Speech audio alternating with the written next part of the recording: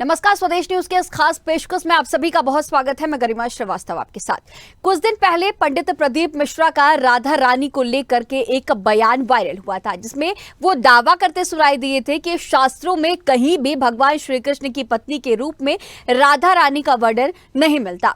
राधा रानी के पति का नाम अनय घोष, उनकी सास का नाम जटिला और ननद का नाम कुटिला था। साथ ही एक और भी दावा था कि राधा रानी बरसाना की रहने वाली नहीं थी, वो रावल गांव की रहने वाली थी, जो कि साल में एक बार बरसाना आया करती थी। वहीं इस बयान के सामने आने के बाद राधा रानी के अनन्य भक्त स्वामी प्रेमानंद महाराज ने इस पर अपनी नाराजगी जाहिर की थी। दोनों के बीच बयानबाजी के बाद मथुरा समेत देश भर में पंडित प्रदीप मिश्रा के खिलाफ लोगों का गुस्सा भी फूट पड़ा था और इस विवाद में मध्य प्रदेश के मंत्री कैलाश विजयवर्गीय की भी एंट्री हो गई थी, जहां उनके द्वारा दोनों संतों के बीच सुलह का दावा किया जाने लगा था।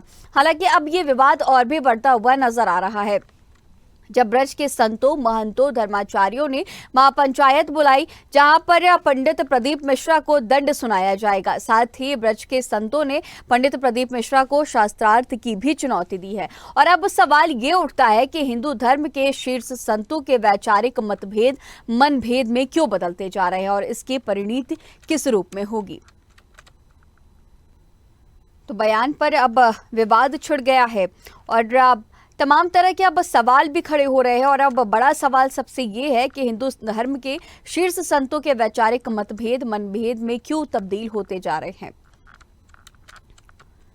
हालांकि मध्य प्रदेश के मंत्री कैलाश विजयवर्गीय की भी इसमें एंट्री हो गई थी, उन्होंने सुलह कराने की बात कही थी।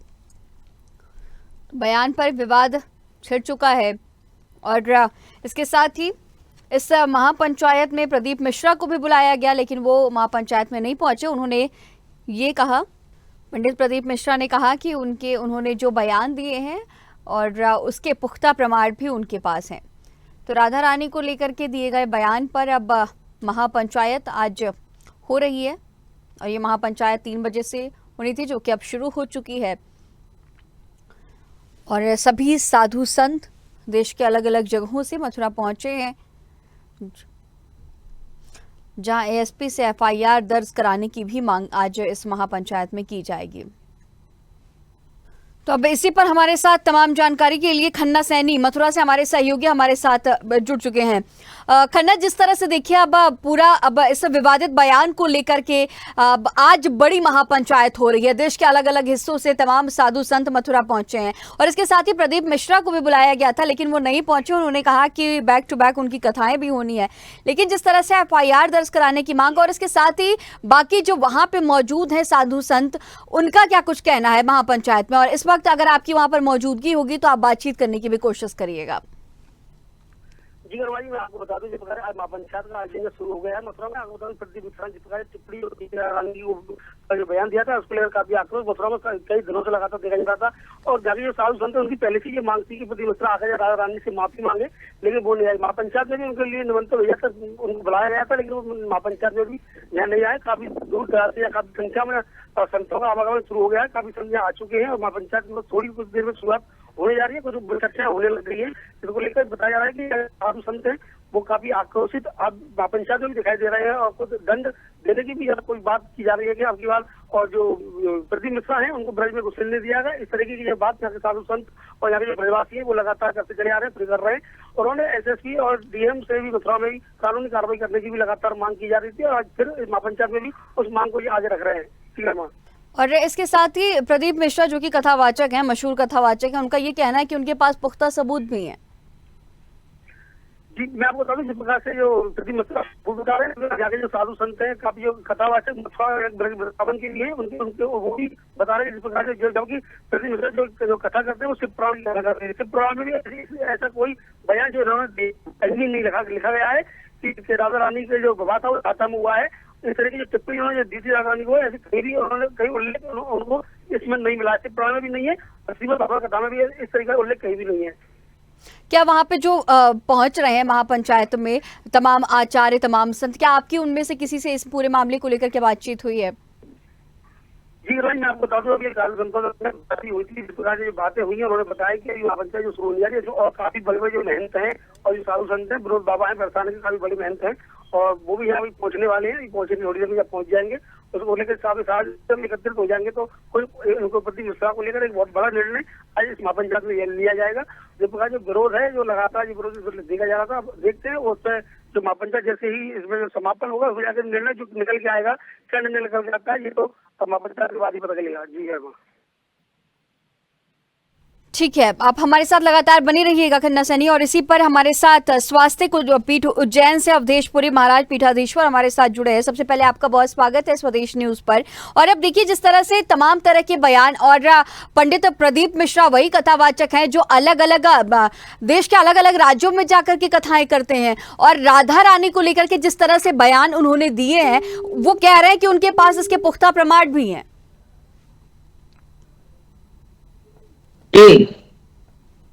तो पुख्ता प्रमाण है तो पुख्ता प्रमाण वो दे भी चुके हैं, और मुझे लगता है कि अगर उनसे संतुष्ट होते ये अन्य संत तो फिर आज की महापंचायत की आवश्यकता नहीं पड़ती।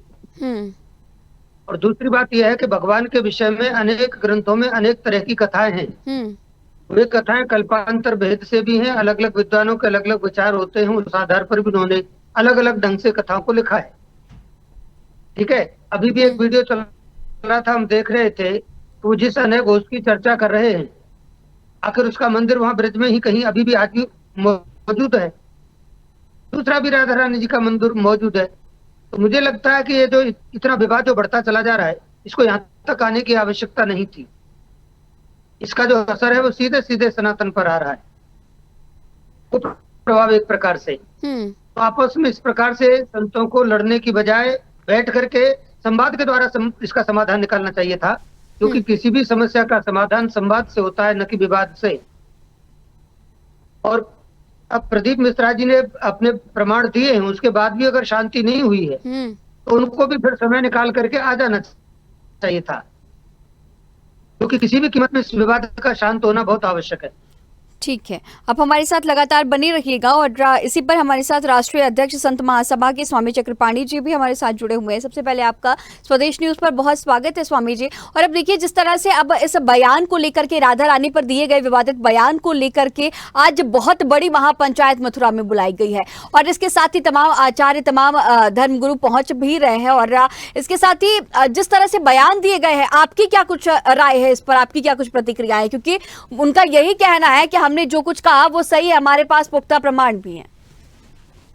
देखिए, राधा रानी सबकी है और सब में सवाल इस बात का है कि संतों को अपनी एक जरूरी है कि मर्यादा में रह के अपनी अपनी बात रखनी चाहिए। ये सत्य है कि हमारे यहाँ शस्त्रार्थ का एक व्यवस्था है, लेकिन वो व्यवस्था दूर दूर रह के नहीं है। अगर पंचायत हो रहा है, महापंचायत हो रहा है, तो उससे हमें लगता है दोनों पक्षों को आना जरूरी होता है और वो अपनी अपनी बात रखे। लेकिन जिस तरीके से कटुता दिखाई दे रही है, कोई किसी के को पुतले पे जूते मार रहा है, तो कोई किसी को अपमानित कर रहा है, कोई क्रोध में कुछ किसी पे टिप्पणी कर रहा है, तो हमें लगता है कि इससे सनातन धर्म, हिंदू सनातन का नुकसान हो रहा है। ऐसे नहीं करना चाहिए। दोनों लोग विद्वान हैं, दोनों लोग तपस्वी हैं, दोनों लोग हिंदू सनातनी हैं। तो हमें लगता है हिंदू सनातन के हित में एक अपनी सीमा के अंदर रह के ही अपनी गरिमा को बनाए रखते हुए अपनी बात को रखनी चाहिए। किसी से कोई आपत्ति अगर है तो उससे सीधे संवाद करिए, या बैठ करके किसी मंदिर में आमंत्रित करिए, एक साथ बैठ करके जो भी है उसका निराकरण करिए।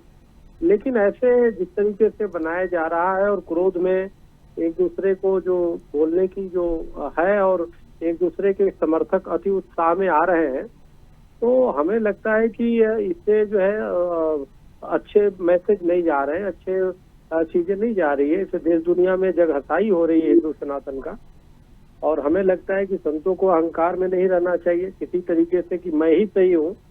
क्या सही है ये देखो, कौन सही है ये नहीं देखो, क्या सही है वो देखो। और क्या सही जब हम वो करते हैं तो उससे बैठ करके निश्चित रूप से एक सकारात्मक दिशा में आगे बढ़ते हैं और उसको समाज को हम देते हैं। हम अहंकार में अगर करके बैठ जाएंगे, पहले ही मान लेंगे कि सामने वाला गलत है और मैं ही सही हूँ, तो ये अहंकार हो जाता है। अगर जो किसी बात पे कोई है तो इसलिए हमें लगता है राधा रानी प्रेम इस चीज को, तो राधा रानी तो प्रेम की प्रतीक है और यहाँ पे नफरत और घृणा और वो चीजें आ रही है, कटुता आ रही है, संवादहीनता आ रही है, तो निश्चित रूप से कोई भी राधे रानी की जो है भक्त होगा तो ऐसा नहीं करेगा। तो हमें लगता है कि संतों को बैठ करके इससे, क्योंकि दोनों तरफ से जो संवाद हो रहे हैं, चाहे मर्यादित रूप से कोई करे या मर्यादित रूप से करे, उसका पूरा प्रभाव हिंदू सनातन में पड़ता है। हिंदू सनातनी उसको देख रहे हैं और उसमें हमें लगता है कि अभी तक तो सही अच्छे संदेश नहीं जा रहे। इसलिए मिल बैठ करके एक, अगर शास्त्रार्थ के रूप में किया जाए तो भी बहुत जरूरी है कि आपसी संयम बना करके हम प्रमाण सहित बैठे, और अगर जो भक्ति रूप में किया जाए तो भक्ति तो आप कैसे भी कर सकते हो, भाव आप जहाँ पे है वही भक्ति है। तो भाव अच्छे होने चाहिए, उसमें क्रोध का कोई महत्व नहीं है, उसमें आक्रोश और एक दूसरे का अपमान करने का कोई स्थान नहीं है। जहाँ राधा रानी है वहाँ पे अपमान किसी का हो तो हमें लगता है कि इससे निराशाजनक, इससे कुछ गलत कुछ नहीं हो सकता। अच्छा स्वामी जी, इस बात की जानकारी दीजिएगा, क्योंकि अभी हमें तमाम लोग देख रहे हैं और बहुत सारे ऐसे लोग हैं, जिस तरह से पंडित प्रदीप मिश्रा हैं जो कि कथावाचक है, उन्होंने ये बात कही है कि वो रावल की रहने वाली। बहुत सारे ऐसे लोग हैं जिन्हें इन सभी बातों की कोई जानकारी नहीं है, क्योंकि हमने बचपन से ही बरसाने की राधा रानी हमने गानों में लेकर के, चाहे कहीं पर भी हमने यही सुना है। लेकिन इस बात में कितनी सत्यता है जिस तरह से पंडित प्रदीप मिश्रा कह रहे हैं, क्योंकि आप परम ज्ञानी हैं, आपको इस बारे में एक बार विस्तृत जानकारी भी दीजिएगा।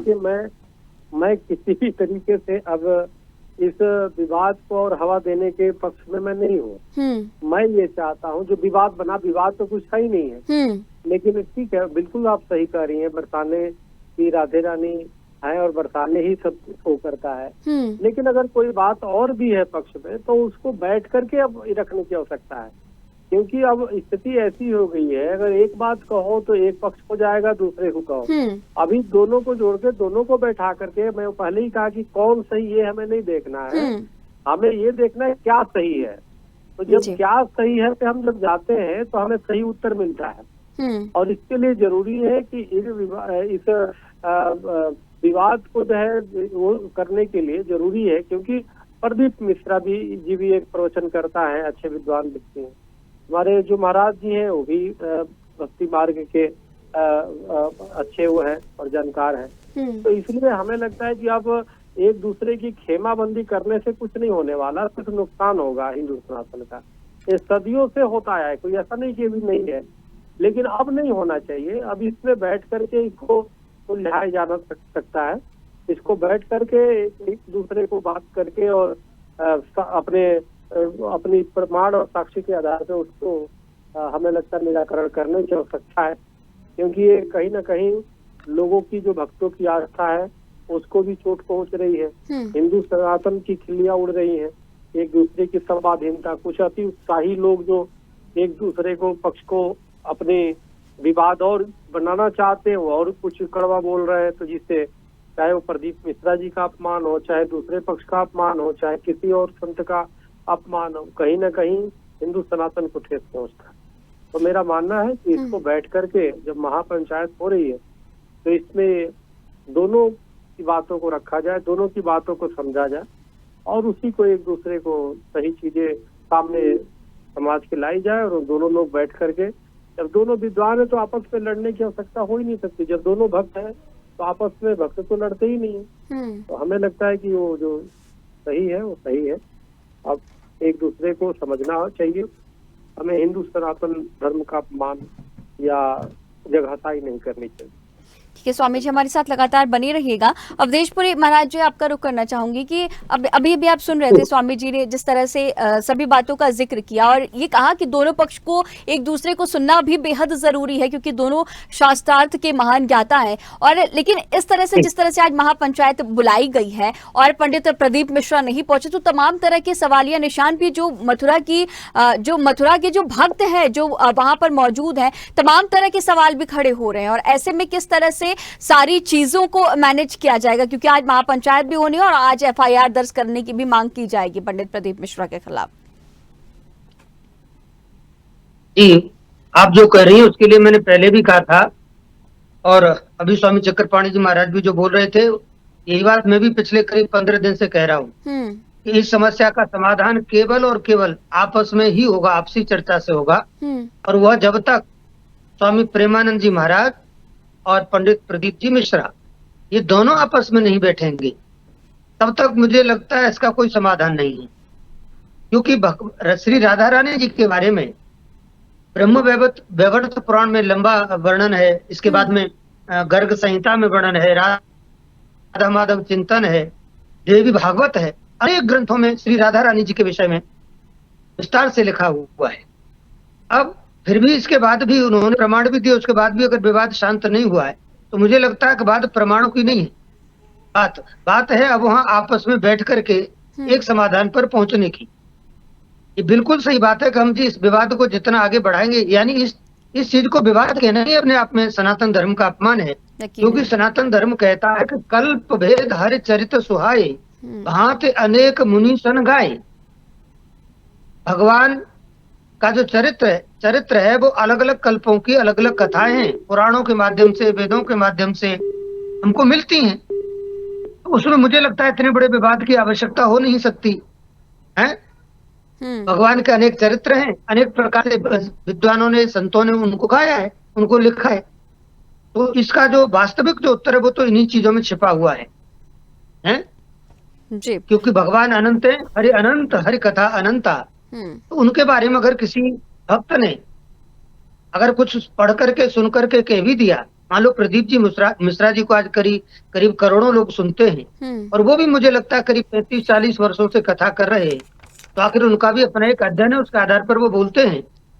अब इस बात को इस रूप में लेना, स्वामी प्रेमानंद जी महाराज भी आखिर इतने पुराने संत हो गए हुए, तो उनको बहुत ही सहज भाव से ही इसका समाधान करना चाहिए था, न कि इतनी उग्रता के साथ सामने आना चाहिए था। इससे निश्चित रूप से सनातन का नुकसान हो रहा है। जैसा कभी महाराज जी भी कह रहे थे कि कहीं न कहीं सनातन की लोग मजाक उड़ा रहे हैं अथवा खिल्लियां उड़ा रहे हैं, कहीं न कहीं उसकी गरिमा को ठेस पहुंच रही है। तो ऐसे तो कोई समाधान है नहीं। अब वो अपने भक्तों को इकट्ठा कर लें, भले लाखों में कर लें, अगर प्रदीप जी अपने भक्तों को कर लें तो ये तो फिर बात और बढ़ेगी, कम नहीं होगी।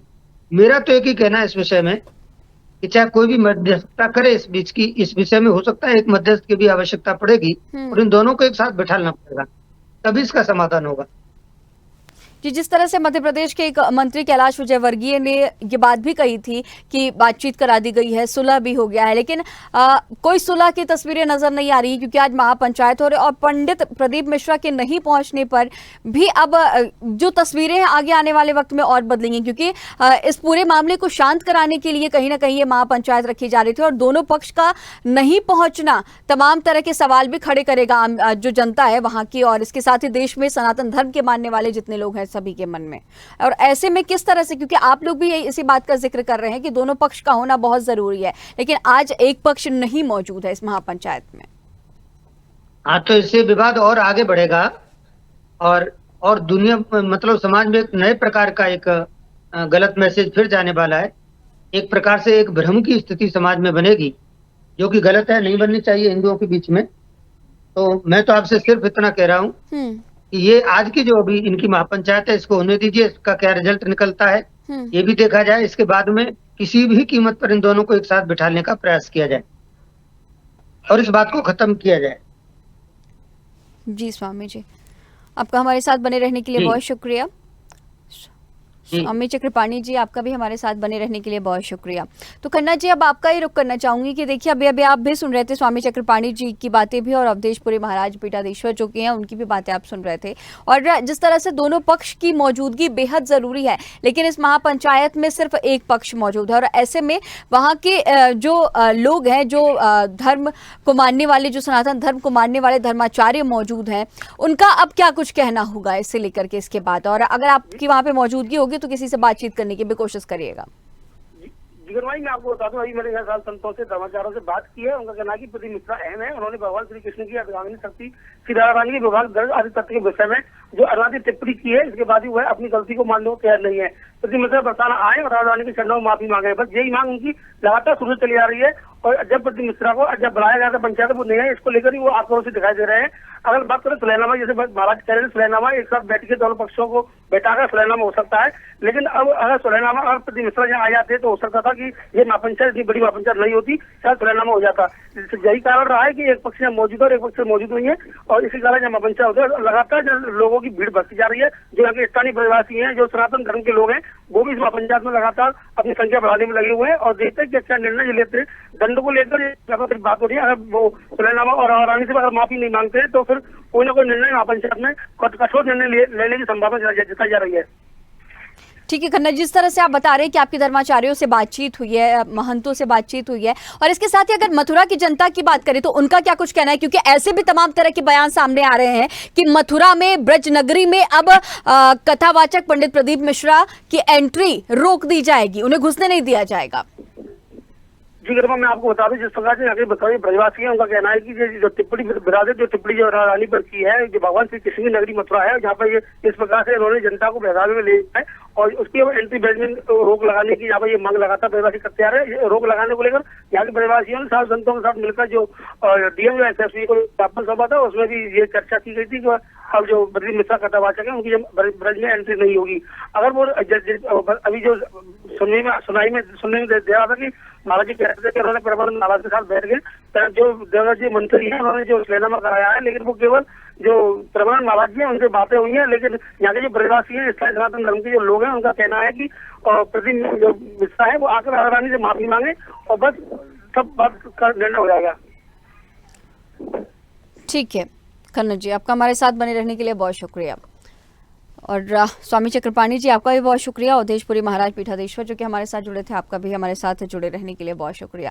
तो देखा आपने कि राधा रानी पर रार शुरू हो चुका है, संतों में तकरार की भी तस्वीरें नजर आ रही हैं। पंडित प्रदीप मिश्रा के एक बयान को लेकर के अब आज महापंचायत होने वाली है। पंडित प्रदीप मिश्रा को भी बुलाया गया था इस महापंचायत में, लेकिन वो नहीं पहुंचे। उनका कहना है कि उनकी बहुत सारी कथाएं इस बीच हैं, लेकिन अब सवाल यही खड़ा हो रहा है, क्योंकि जिस तरह से अब देखा जा रहा है कि जो मतभेद है वो अब कहीं ना कहीं मनभेद में तब्दील होते हुए नजर आ रहे हैं। और अब सनातन धर्म को लेकर के लोगों में जिस तरह की जो भ्रम की स्थिति है, अभी अभी आप चक्रपाणी जी महाराज को भी सुन रहे थे, और उनका भी यही कहना है कि भ्रम की स्थिति पैदा हो रही है, और ऐसे में ये सारी चीजें तभी कंट्रोल होंगी, तभी मैनेज किया जा सकेगा जब दोनों पक्षों को एक साथ बुला के कोई इनकी मध्यस्थता करे और एक साथ बुला करके इनकी बातचीत कराए, और जिस तरह से ये महापंचायत हो रही है उसका हल कहीं ना कहीं निकले। अब आगे देखना होगा कि इस महापंचायत के बाद क्या कुछ तस्वीरें बदलने वाली हैं और इसका क्या कुछ हल निकलने वाला है। हमारे इस खास पेशकश में फिलहाल इतना ही। खबरों का सिलसिला,